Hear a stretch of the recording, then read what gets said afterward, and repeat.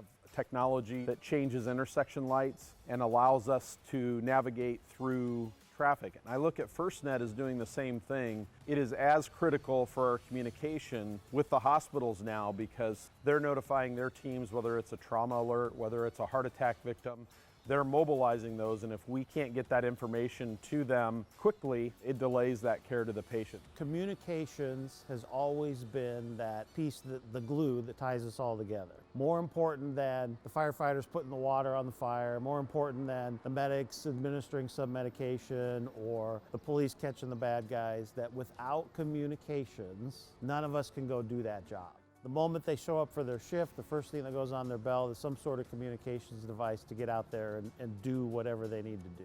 Typically before, when we would have a patient, we would call on our CB-like radio sort of things. It would take the hospital time to get the rooms ready and get things done prior to us getting there. They couldn't register patients. What would take us like 30 minutes in the past is done immediately.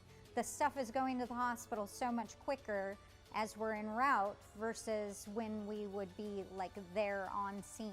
Now that there's a public safety broadband network across the country or being built, we sort of get to blow the borders off of what we've thought of, this is my communication system. Well, now my communication system goes ocean to ocean, Canada to Mexico, and everything in between. We had responders from here that went down to the aftermath of Katrina, and communications was a nightmare. Well, if we're all on the same network and all singing off the same sheet of music, stuff like that where we go 1,000 miles away to help somebody, that's gonna be a lot better. Not only locally, but large distances, we're gonna be able to communicate.